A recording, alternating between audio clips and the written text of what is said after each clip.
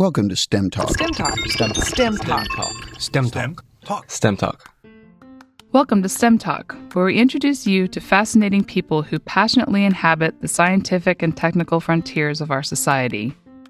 Hi, I'm your host, Dawn Carnegas. Also joining me today is Dr. Ken Ford, IHMC's director and chairman of the Double Secret Selection Committee that selects all of the guests to appear on STEM Talk. Hi, Don. Great to be here with you and to discuss your fascinating conversation with Dr. Kerry Emanuel regarding hurricanes. Absolutely, especially as we are in hurricane season right now, and given the tremendous impact that hurricanes have had on the history of Pensacola and the Gulf Coast more generally. I really enjoyed learning more about hurricane physics and forecasting. Yeah, hurricanes, one of my least favorite phenomena. As everyone knows, they're really the leading source of insured losses, and in this area have been a major cause of human suffering and economic loss, really not just here, but all around the world. Kerry is one of the world's leading experts on hurricane research and modeling, and it was definitely a fascinating discussion. In fact, I met Kerry in the 2005-2006 timeframe when Kelvin Drogemeyer and I co-chaired a National Science Board task force on hurricane science and engineering. I especially loved hearing about his experience flying into hurricanes, which I have to admit sounds really cool. I'd love to try that myself sometime. A cascade of ice crystals is how he described the inside wall of a hurricane. That sounds pretty amazing. Nice, evocative language. Yeah. Not all scientists seem capable of that. Absolutely. So, well done. Well done. Before we get to today's interview, we have some housekeeping to take care of. First, we really appreciate all of you who have subscribed to STEM Talk, and we are especially appreciative of all the wonderful 5-star reviews showing up on iTunes and elsewhere. As we announced in several earlier episodes, the Double Secret Selection Committee has been continually and carefully reviewing the iTunes reviews with an eye toward selecting the wittiest and lavishly praise-filled reviews to read on STEM Talk. As always, if you hear your review read on STEM Talk, just contact us at stemtalk@ihmc.us to claim your official STEM Talk t-shirt. Today, our winning review was posted by someone who goes by the wonderful nickname Wheel Sucker. And the review is entitled Curiosities Met. Here's the review. I'm not always curious, but when I am, I love STEM Talk and the deeply learned folks at IHMC. Subjects range from human physiology to the exploration of space, with thoughtful and probing questions that simultaneously teach and entertain. Highly recommended subscription. Thank you, Wheel Sucker, and all of the other STEM Talk listeners who have helped STEM Talk get off to such a great start. And what a nickname. I wonder about the genesis of this name. Unfortunately, as a former cyclist, I am quite familiar with wheel suckers, which refers to folks who position themselves closely behind another bicycle and essentially receive a tow via drafting the person in front of them. Now, I doubt very much that a person capable of such a fine and thoughtful review would actually be a wheel sucker. I only share this tidbit to prevent folks from trying to visualize other possible interpretations of the term. Yeah, we all appreciate that clarification. Absolutely. Wouldn't want to do that to you. Okay, now on to today's interview. Dr. Kerry Emanuel is the Cecil and Ida Green Professor of Atmospheric Science at the Massachusetts Institute of Technology, where he has been on the faculty since 1981. Kerry's research interests focus on tropical meteorology and climate, with a specialty in hurricane physics. His interests also include cumulus convection and advanced methods of sampling the atmosphere to support numerical weather prediction. He is the author or co-author of over 200 peer-reviewed scientific papers and 3 books, including Divine Wind, The History and Science of Hurricanes, published by Oxford University Press and aimed at a general audience, and What We Know About Climate Change, published by the MIT Press. Kerry is also co-director of MIT's Lorenz Center, a climate think tank devoted to basic, curiosity-driven climate research. In 2006, he was named one of Time magazine's 100 Influential People of the Year. A year later, he was elected as a member of the U.S. National Academy of Sciences. STEM Talk. STEM Talk. STEM Talk. STEM Talk. So I'd like to welcome to the podcast today Dr. Kerry Emanuel. I'm delighted to be here. Thank you so much. So, Kerry, you said that you were interested in weather even as a child. Where did you grow up and what made you develop that interest? Well, it's very hard to say. My older brother, who's 6 years older than I, insists that when I was a few months old, I would get excited about thunderstorms and demand to be taken to the window to look out. And that was in Ohio. And I don't remember Ohio because I moved away when I was 2 and lived in Pennsylvania and here in Florida for a few years. Okay. And then finally in New England. Okay. So where in Florida did you live? I lived in West Palm Beach for 3 years. I was in grade school and went surfing every day after school. It was wonderful. That sounds really nice. Did you experience any hurricanes during that time? We were on the periphery of Hurricane, I'm trying to remember which one, actually. And I remember getting the day off from school. But that's all I remember. So how did physics and math come together for you in exploring your interest in weather? That's, a lot of different disciplines kind of coming together. I guess it's kind of necessary now with the modeling that's out there. But how did those build as far as your educational background goes? Well, there are two things that happened. I started reading more professional books in meteorology in the library when I was in high school. It certainly wasn't part of our course curriculum. And I got very interested in physics and math. And by the time I went to MIT, I realized that you could put those two together and do research in atmospheric science. So tell us more about your educational background from college on. Well, I was at MIT as an undergraduate and also as a graduate student. So I got my Ph.D. there in 1978. And then I went and taught at UCLA. In those days, you typically went right from graduate student to teaching. And I was there for 3 years and ended up coming back to MIT, and I've been there ever since. And so you transitioned into, why did you pick hurricanes of all things? That came later. I was asked to teach a course in the meteorology of the tropics. And among other things, I had to teach hurricanes. So I dusted off my notes. I started thinking them through. It so often happens when you have to teach something, you're not really well acquainted with the depths of your own ignorance until you're confronted with teaching it. And I realized that not only did I not understand the existing theory, but that the existing theory had to be wrong. So I had to go about setting it right. And I got interested in it that way. And what in particular was wrong at that point? Well, it was the existing or the reigning theory at that time held that we got a hurricane when cumulus clouds or thunderstorms decided they would sort of get together in a group and cooperate. Obviously, I'm anthropomorphizing that a bit, but it didn't pay any attention to the transfer of energy from the ocean to the atmosphere, which ironically an earlier generation of atmospheric scientists had thought was the driving thing. And I sort of independently realized that this was what was going on. It was a matter of getting heat out of the ocean into the atmosphere. So essentially you're looking at hurricane development from a physics-based perspective. Well, that's right. And the earlier theory had as well, but the earlier theory violated in many ways the conservation of energy. And that's why we had to throw it away. How so? How did it violate the conservation of energy? Well, it simply proposed that thunderstorms, when they're grouped together, somehow produce this enormous windstorm, which dissipates a huge amount of energy without asking where the energy came from. Thunderstorms release fairly modest amounts of energy by atmospheric standards, and if you just put 10 of them together, you're drawing on the same reservoir of energy. You can't just get 10 times the magnitude of the effect. You have to put more energy into the system somehow. So just to kind of take a step back, our podcast covers a variety of different topics in science and technology and engineering, mathematics. Can you provide just a basic overview on tropical cyclone formation? How does that happen in the first place? Yeah, that's a very interesting question that we don't really have a definite answer to. We're much better at saying how they run once they're operating. It's a little bit like drawing the distinction between how the engine in your car works when it's running and how the starter motor works when you're trying to get it started.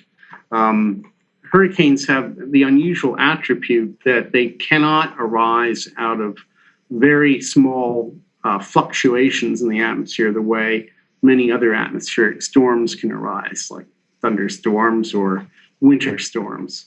You actually have to give the atmosphere a pretty big push to get a hurricane. It won't just start spontaneously.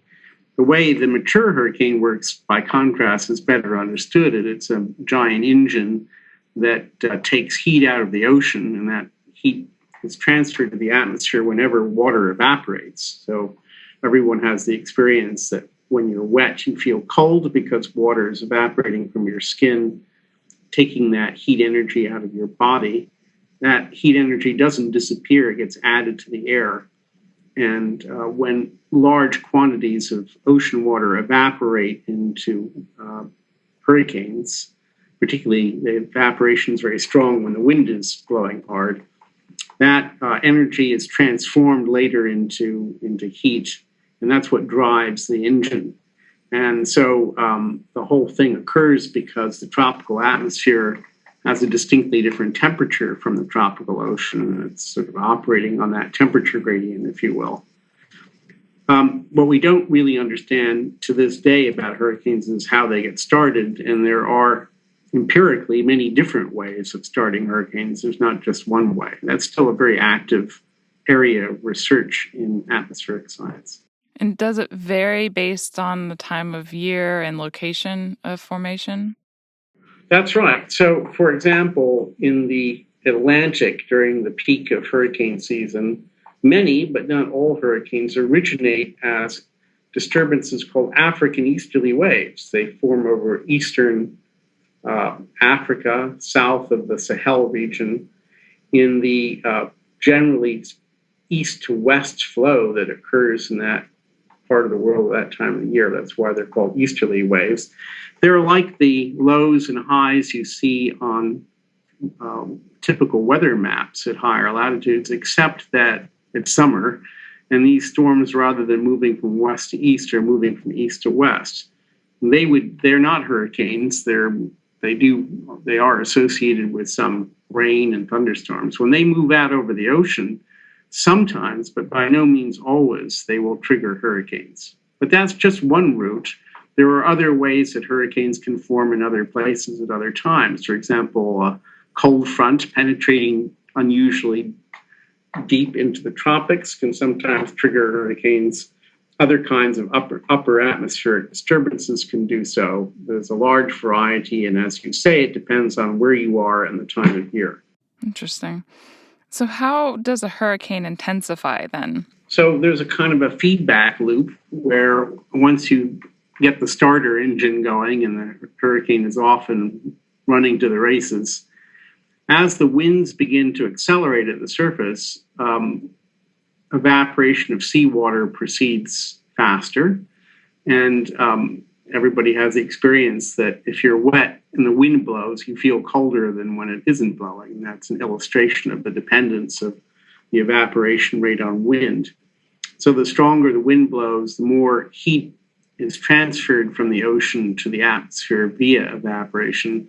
The more heat you put into the heat engine, the stronger it gets, and the stronger the wind blows, and so forth, until you get up to a peak intensity, which is well defined. We can tell you what the peak intensity is if we know the temperature of the ocean and atmosphere before the hurricane started, and then it levels off at that intensity. Of course, eventually it dies because it moves into unfavorable regions. Well, speaking of which, have you ever flown into a hurricane?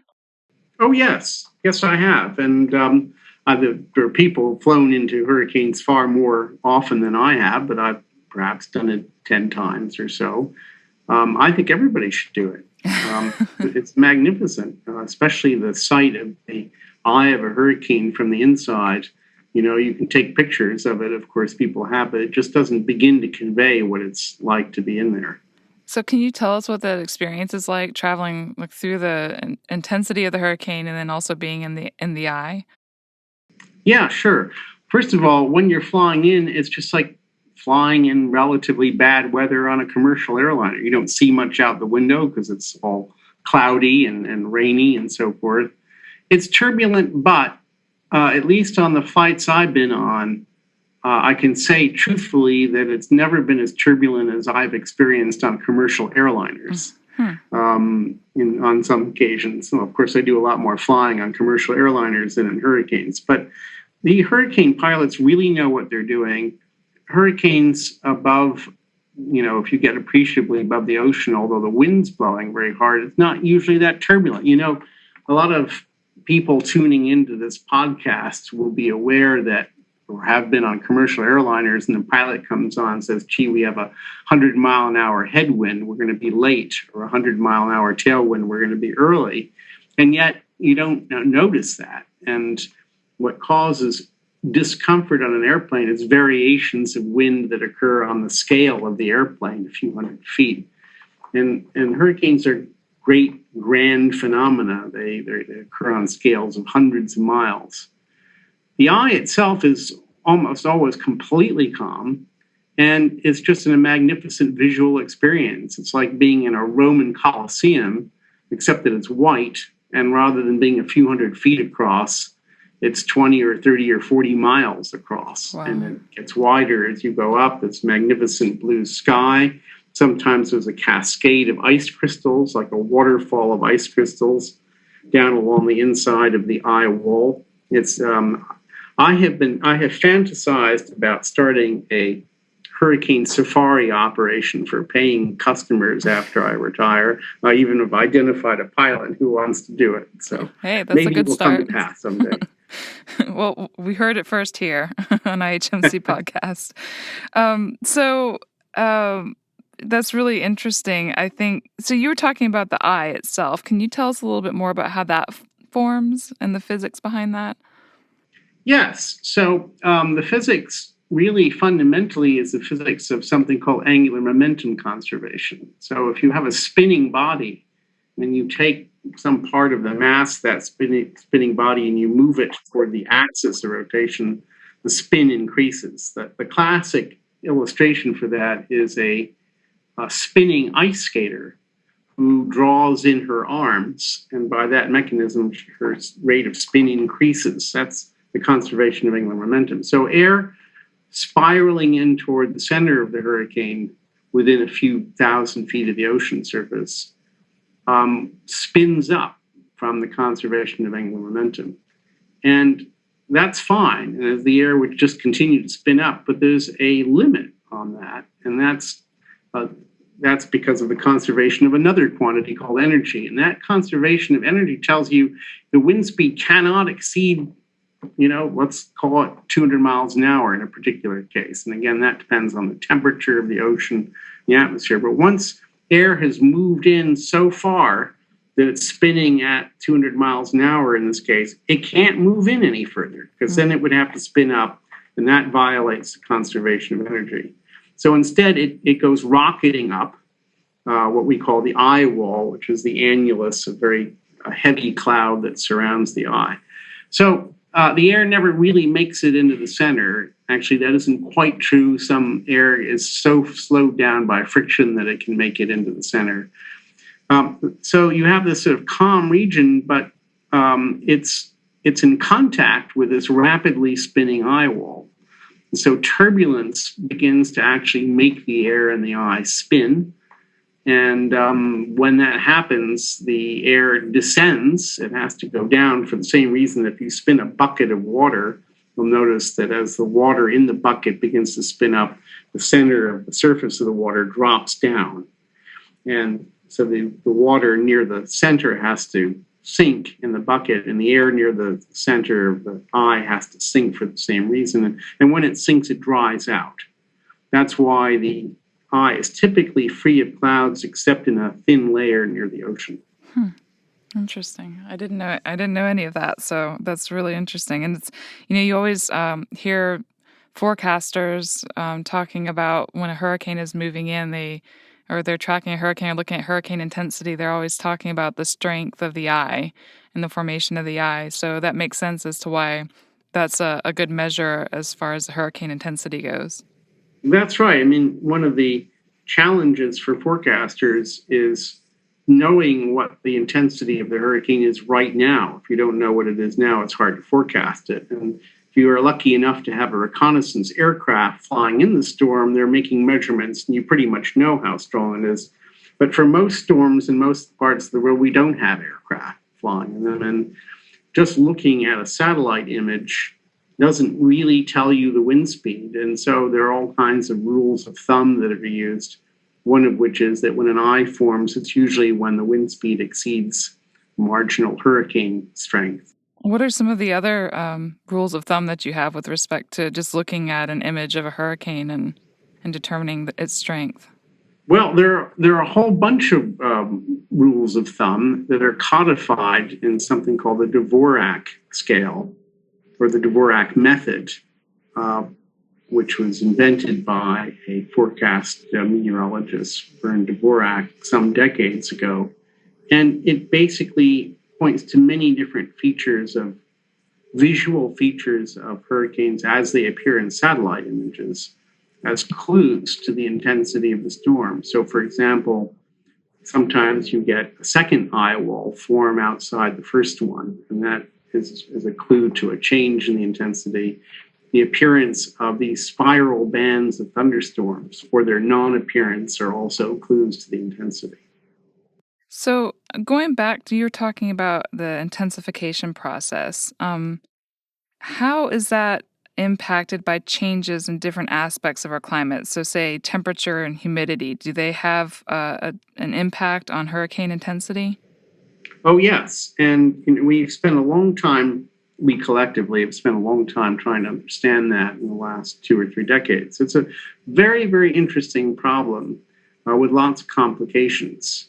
So if the ocean temperature wasn't itself actually affected by the hurricane, and if there isn't any wind shear in the atmosphere, hurricanes kind of intensify to the speed limit that I talked about before, which is really dependent on how warm the ocean is and the whole temperature of the atmosphere all the way up into the lower part of the stratosphere.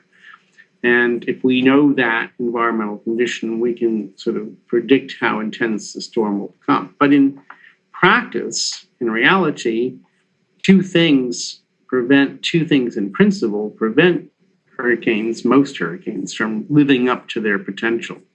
One is that there's almost always some wind shear around.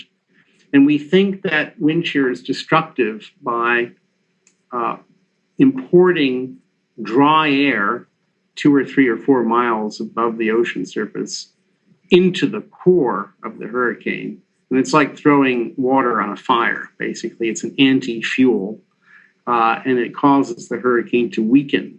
So we need to be able to predict that wind shear very accurately, and we don't necessarily predict it all that accurately in the tropics.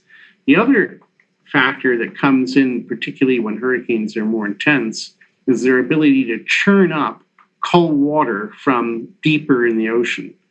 This is strongly observed. We know this happens, and that churning up of cold water also limits how much heat you can put into the hurricane and thereby weakens the storm. One of the forecast challenges is that in reality, we don't usually know very much about the temperature of the ocean beneath the surface. We have very good measurements of the surface temperature, but if you start to go deeper in the ocean, there's not very many measurements down there. That's being solved by some very interesting robotic technology, which we can talk about if you like. But at the moment, we don't have good measurements of the subsurface temperature, and that limits our ability to forecast how strong this negative feedback of ocean upwelling would be in a particular case. Yeah, could you tell us a little bit more about the subsurface measurement research? Yeah, so some very ingenious engineers and scientists got together 10 or 15 years ago and came up with a beautiful robotic device for measuring the properties of the ocean beneath the surface. So I should back up a little bit and say that the measurement problem is much more difficult than the atmosphere for a simple reason that radio waves go through the atmosphere, but they don't go through water. Mm-hmm.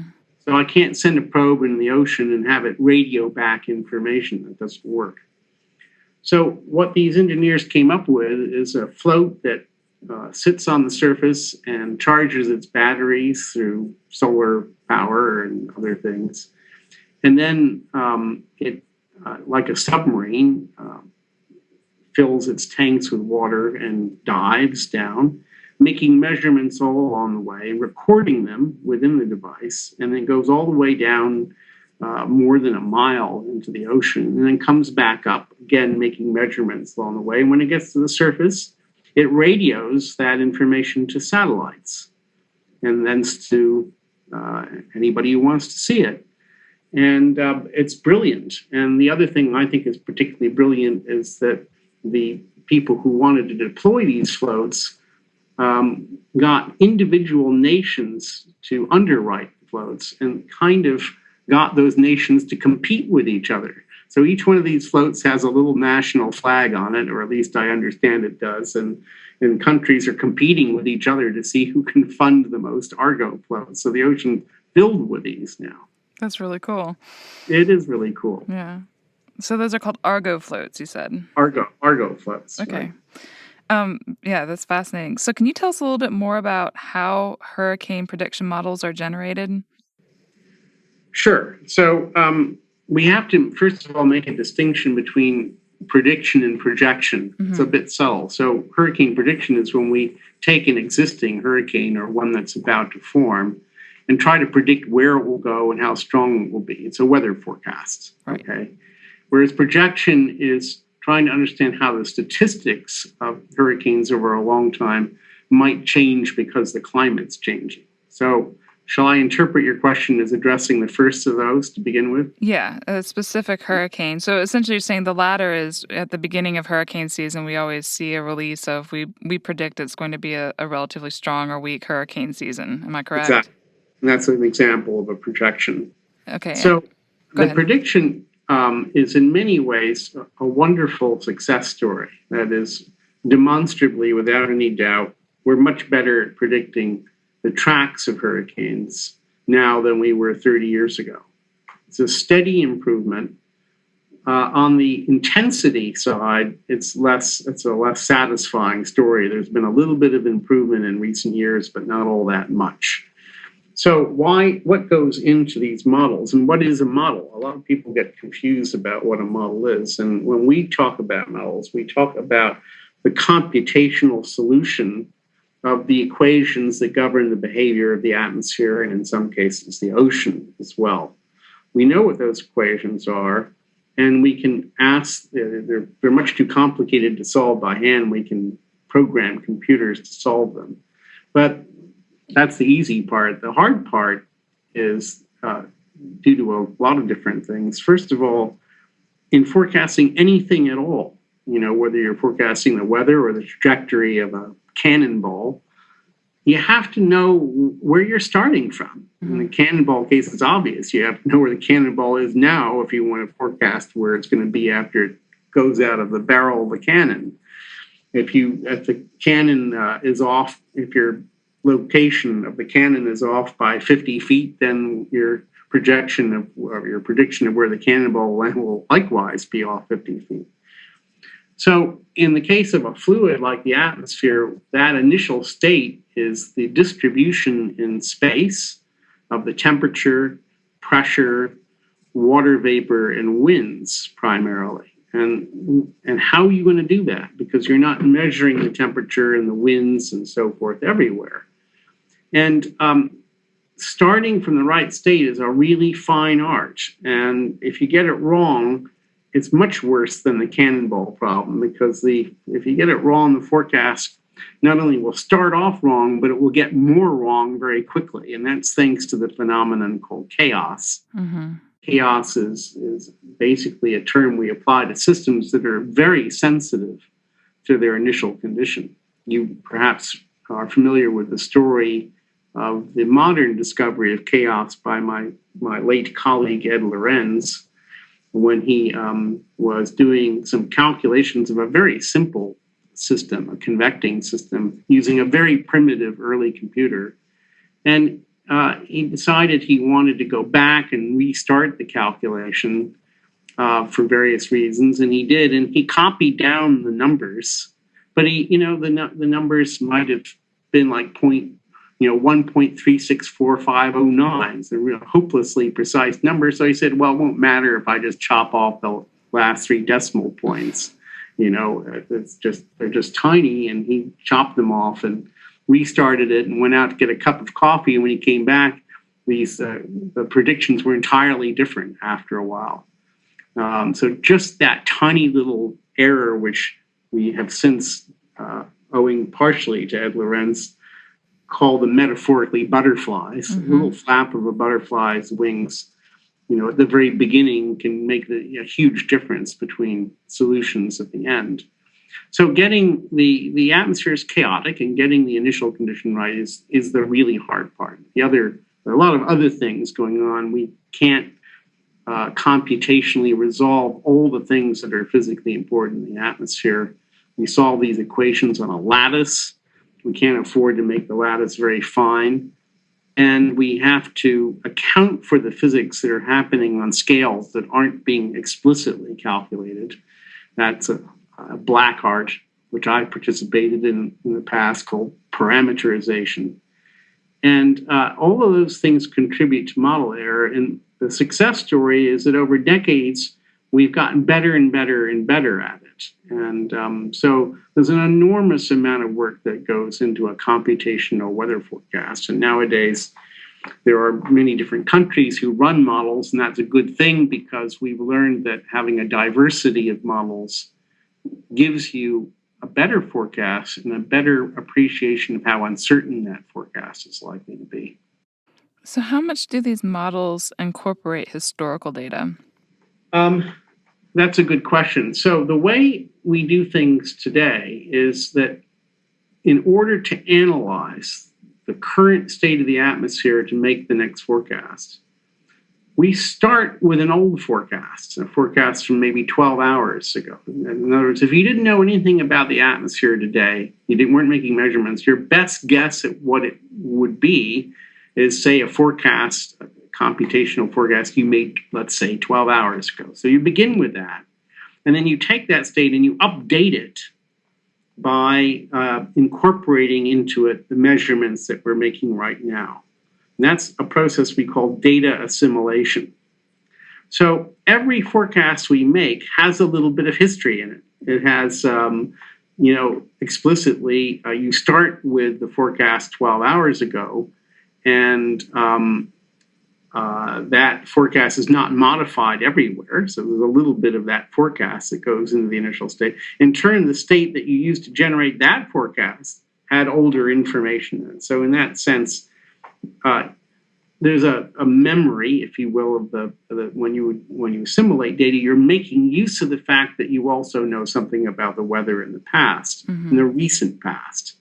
But there's no long-term historical information that goes into a weather forecast. So I was wondering, I know, you start looking at a forecast track for a hurricane, and then they'll compare notes on hurricanes that started or travel kind of along similar paths and show where they go to. So I was wondering if it doesn't sound like there's any incorporation of that data into the current models. No, there is not. And what we call what you just described as analog forecasting. In other words, if I didn't have computers, then I didn't have any real understanding of the physics, and I was just a great statistician, and that was it, not a great physicist, I'd say, let's look for some close analogies in the past. And you might imagine that if you had, instead of 100 years of history, you had 10,000 years of history, you might be able to find a close enough analogy to make good forecasts. But we know from some theoretical work that was done, including by Ed Lorenz, that this is not a promising avenue at all. You may think it looks the same, but chaos will always ensure that there are, in the end, big differences. So I was just thinking the flap of the butterfly's wings. Computational weather prediction is pulled way ahead of any kind of analog forecasting technique.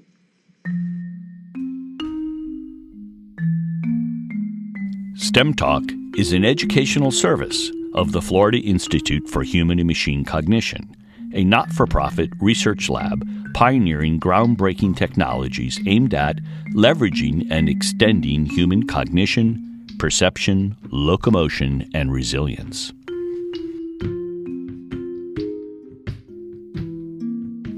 So, are we better at weather or hurricane prediction and projection nowadays? And can you give some examples in the past century of where we've done well with respect to prediction?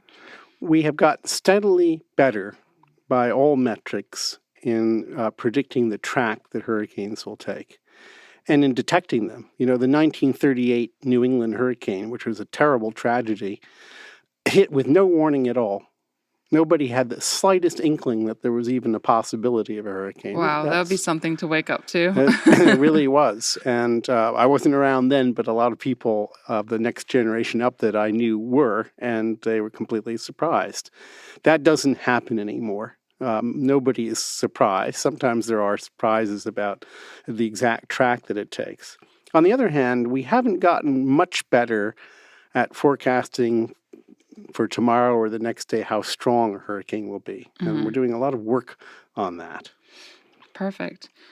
So right now we're in Pensacola, which is a town that's historically besieged by hurricanes. Can you explain to our listeners, a lot of whom don't have the meteorology experience that you do, why that's the case?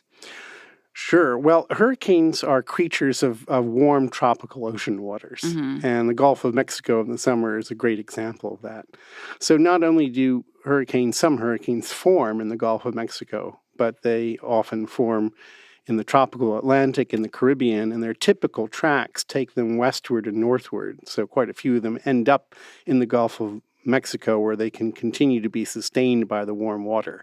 That's why it's so dangerous in some ways around the shores of the Gulf. It's kind of the perfect breeding ground or perfect support network, I guess, for those kind of hurricanes. That's right.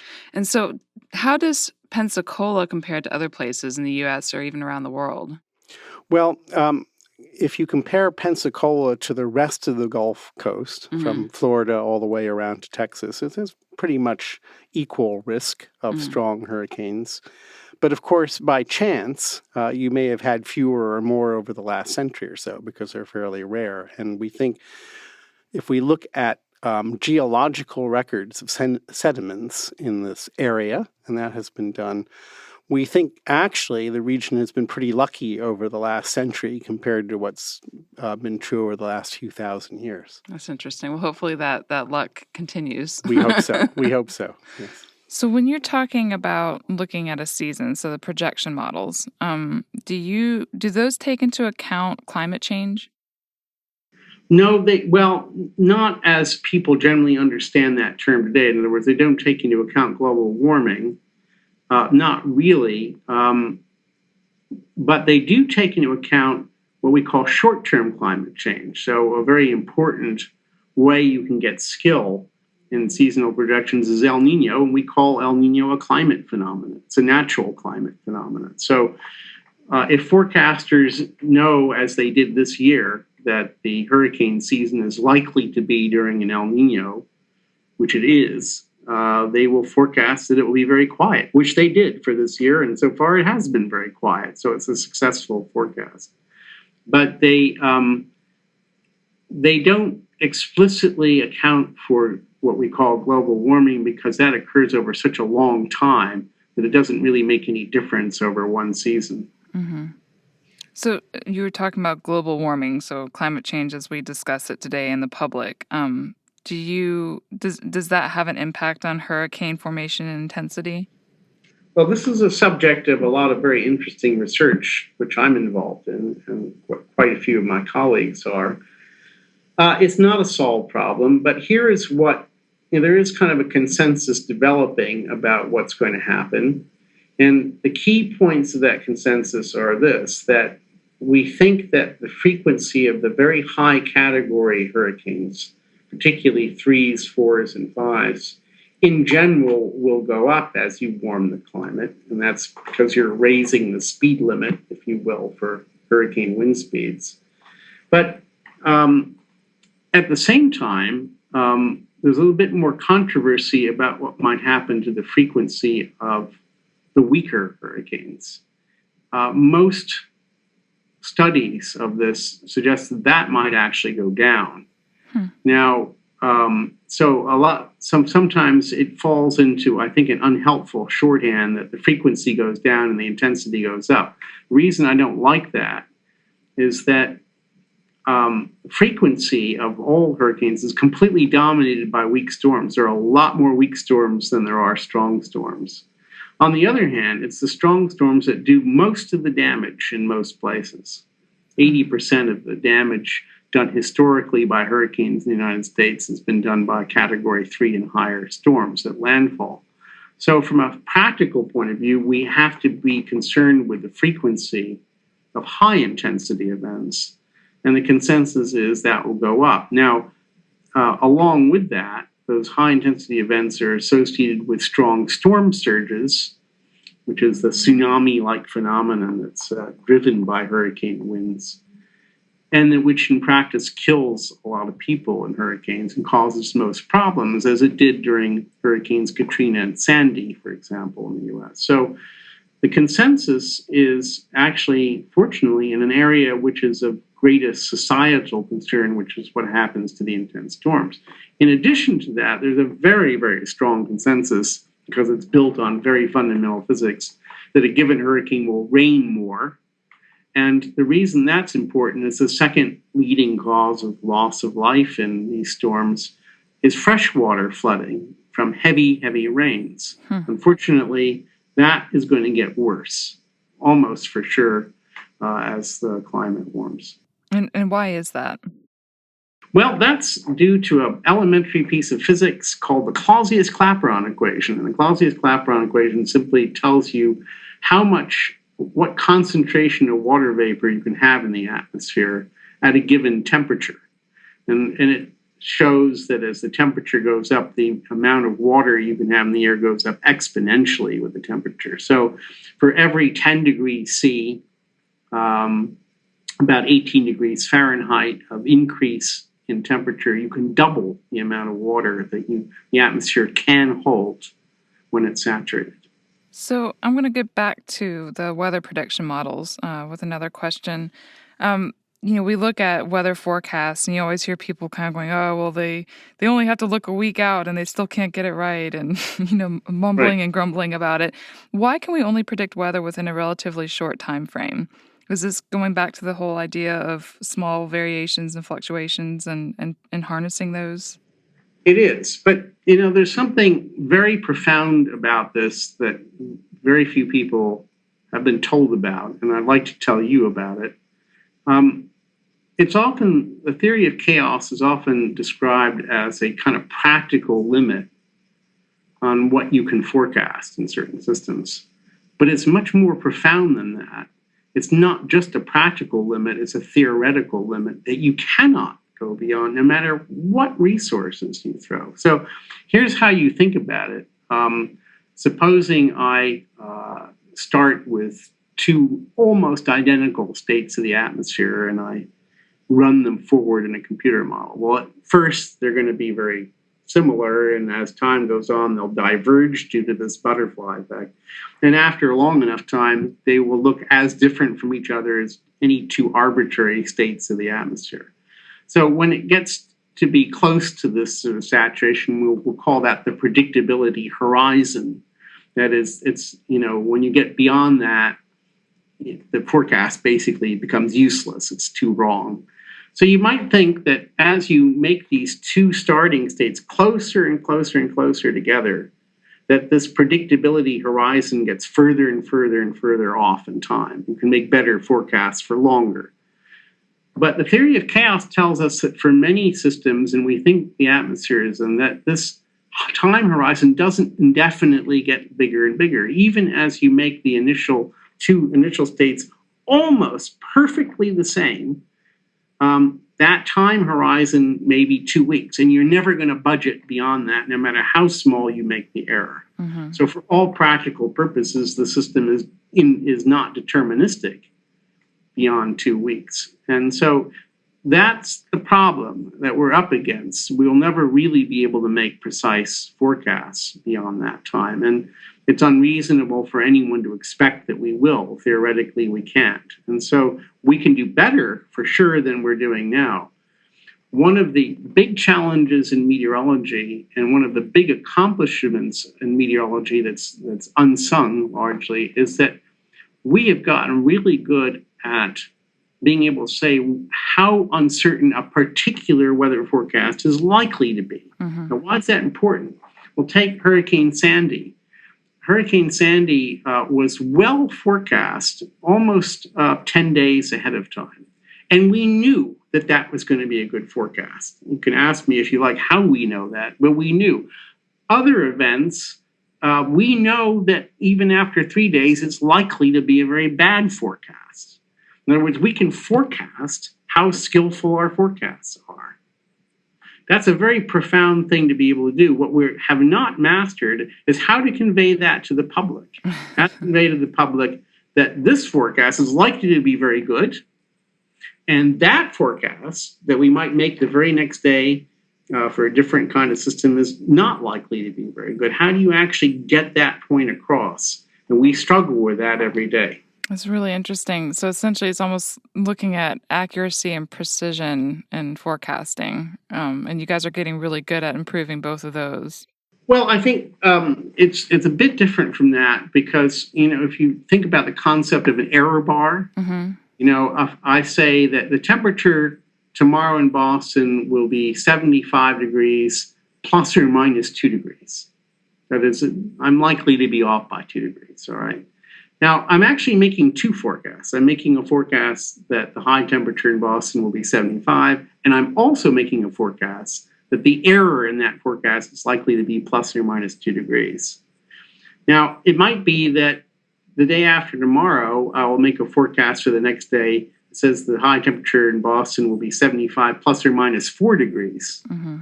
because I've gotten good at forecasting that uncertainty.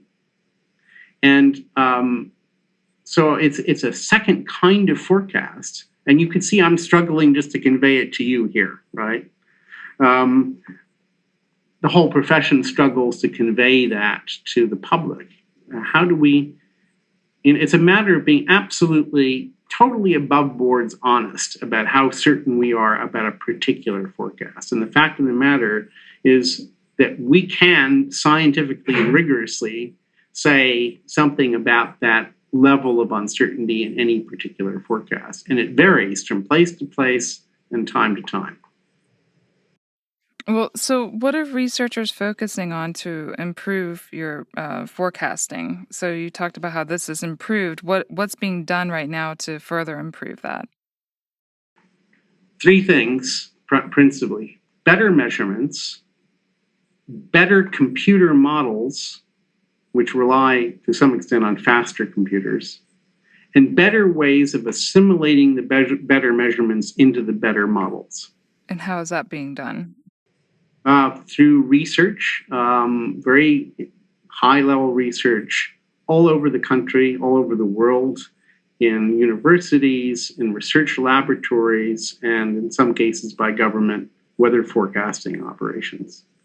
And do researchers tend to collaborate a fair bit on a national or international scale with respect to sharing data and information that they're collecting, or even open source model development?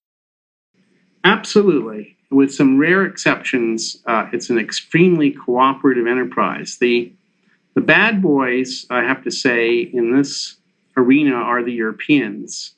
The Europeans, and it's not the scientists, it's their governments, decided some decades ago that they could make money from selling weather data. This was unprecedented at the time. The wonderful tradition had been that environmental data that was paid for by governments was shared freely and openly. So even at the peak of the Cold War, the United States and the Soviet Union were freely sharing weather observations. The Europeans decided that they could take this government-funded data and make more money for the governments by selling it.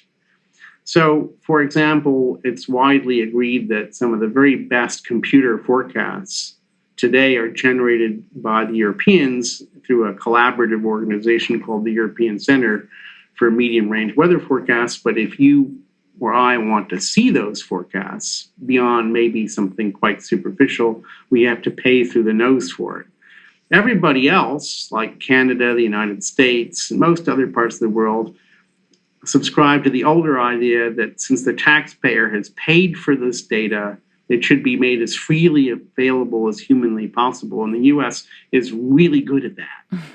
Our forecasts are in some ways inferior, but our computer forecasts are in some ways inferior, but they're free and open to anybody. You can go and download the numbers from the computer right now if you wanted to.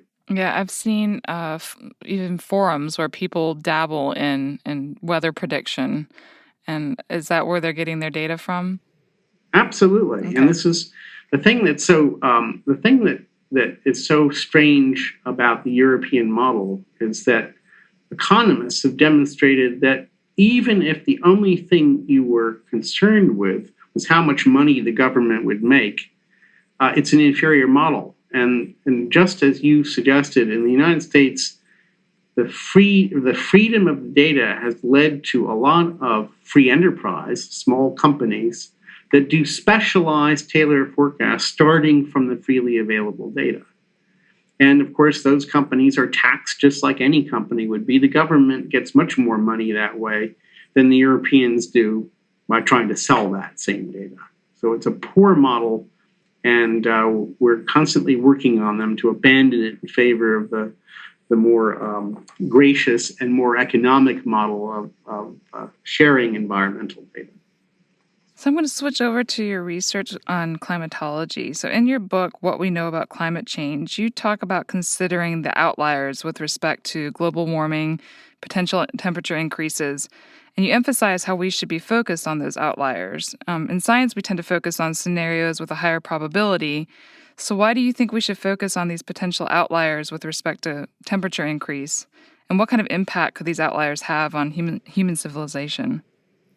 Well, that's an excellent question. It's the crux of matters. It's the way a rational person or organization deals with risk. So let me try to illustrate that with a simple example. If you are taking your 8-year-old daughter to catch a school bus and you're a bit late, and in order to catch the bus, which is about to leave, she'd have to cross a busy street. And if she misses the bus, you'll have to drive her to school.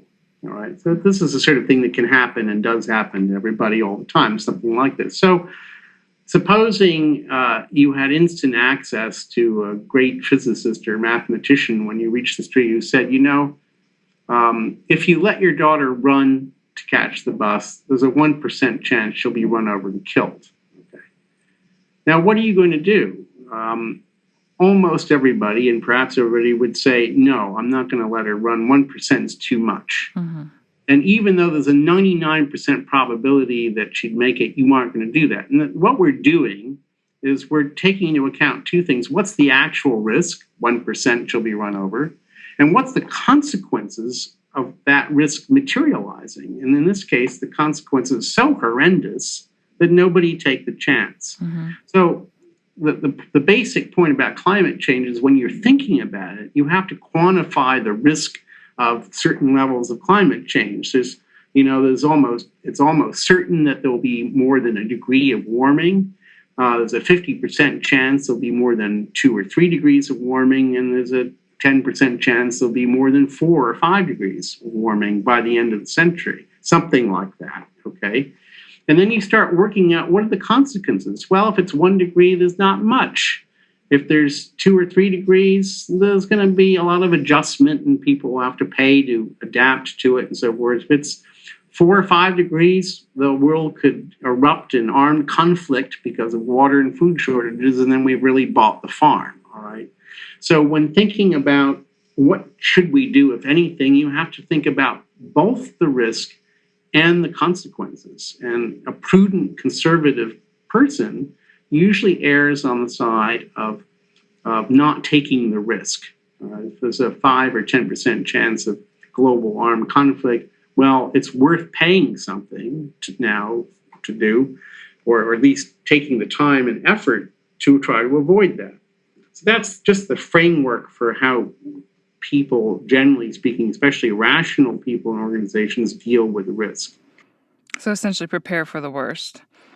Well, not always. Not always. If the worst isn't very bad at all in a different arena, right, then you don't have to prepare. Then you would just sort of, if you and I went to the horse races and we agreed that horse number 5 is the most probable winner, we're just going to bet on horse number 5, aren't we? Mm-hmm. Because it doesn't matter whether we vote on course number 10 or number 1 or number 2. You can't be more wrong than just being wrong, right? It doesn't really make any difference. You're either right or you're wrong. You either win or you lose. And so in that arena, you just go with the most probable outcome. But in other problems, the consequences depend upon, the outcome. The consequences of 3 degrees of temperature changes are very different from the consequences of 5 degrees. And so all I'm saying and everyone else is saying is you have to take that into account when you bet on the risk. That makes sense. So what do you think we should be focusing on with respect to countermeasure development for climate protection to minimize, to minimize the chance that we move into one of these outliers, but 2, to kind of protect ourselves against, worst case scenario? Well, I'm a big advocate of looking at the fact that almost any kind of risk or programs to deal with risk also entails opportunity. That is, look on the bright side. We have an opportunity here to transform our energy systems ahead of the curve. And what do I mean by that? Well, if there were no climate change and no problem with climate change, eventually anyway, we'd have to transform our energy systems. Eventually we run out of fossil fuels, maybe a long time out. We have a big opportunity here. And one of the things I'm most excited about, there's a lot of discussion of solar and wind. That's fine. There are some drawbacks to both of them. And the big drawback is you simply can't do 100% today of either because of the simple fact that the wind doesn't always blow and the sun doesn't always shine. Mm-hmm. And we don't store energy very well. But one piece of technology I'm very excited about, and a lot of my colleagues are, is next generation fission energy. We shouldn't be designing or building 1960s generation nuclear power stations if for no other reason that they generate large volumes of very dangerous waste. And we still haven't learned how to deal with them. The next what we call generation 4 fission reactors can be built that, among many other virtues, can consume this waste that's been stockpiling all around the world and turn it into much safer waste with half-lives of 100 years as opposed to 10,000 years, which can be safely buried. These next-generation plants cannot melt down. They're physically incapable of it, and they burn a much higher fraction of the energy available in the nuclear fuel. And over the lifetime of the plant, somewhat cheaper than solar and wind. It's almost a no-brainer, and yet the word nuclear is such a red flag for environmentalists and others that the political barriers are immense. The technical barriers are not. Mm-hmm. And I think it's just a matter of will. So I'm going around, and a lot of my colleagues in the climate business who really would like to see us take this opportunity. The way I like to put it is the issue boils down to, because the rest of the world, besides the United States and a few countries, do take climate change seriously, it boils down to the question of whether in 30 years we're going to be buying clean energy from China and India or selling it to them. Mm-hmm. That's our choice now. And now is the time to make that change. Now is the time to make that change. And one of the physical problems you're up against is once you put carbon dioxide in the atmosphere, it takes thousands of years for it to go away, basically. Mm-hmm. So unless we develop technology for pulling the carbon back out of the atmosphere. That's not impossible, by the way. We can do it. We just can't do it economically at the moment. Unless we can do that, we're going to be stuck with carbon dioxide, whatever levels of carbon dioxide are in the atmosphere. When we finally get control of the situation, we'll be stuck with that for thousands of years. So we really are in the driver's seat now. And it's now, in the next decade or so, that the important decisions will be made. So, Kerry, just I think you've got like 1 or 2 minutes before you've got to run. 1 minute probably. So I'm going to ask you the $1 million question. If you had an unlimited research budget, what would your focus be over the next 5 years, next 15 years, next 20 years? Well, I'm afraid the answer to that's very esoteric. I'm a scientist driven by curiosity, and I have all kinds of neat problems that might not interest a lot of the people listening to this, but I'm fascinated by the control of atmospheric water vapor by clouds and so forth. And there's some really neat physical problems there I'd love to pursue.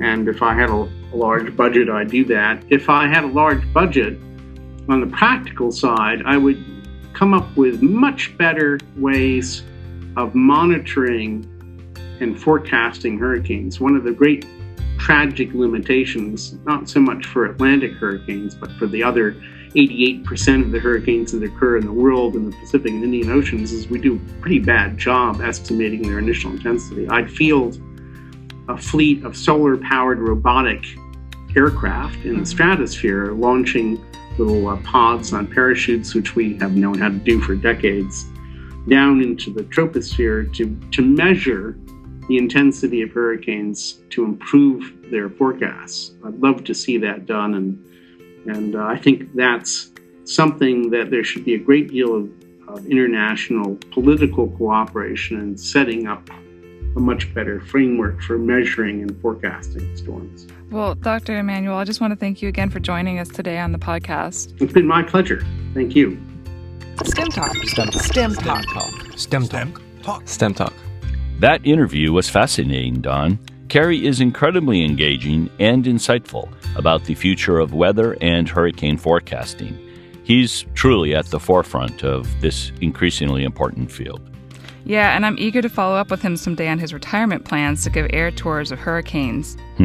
I had the opportunity to fly into a hurricane once while serving in the Navy, and I'll let you describe it to me after you get your free trip. We'll compare notes. How's that sound? Okay.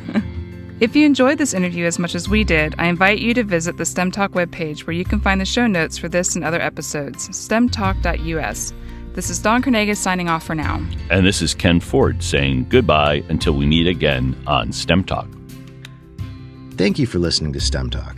We want this podcast to be discovered by others, so please take a minute to go to iTunes to rate the podcast and perhaps even write a review. More information about this and other episodes can be found at our website, stemtalk.us. There, you can also find more information about the guests we interview.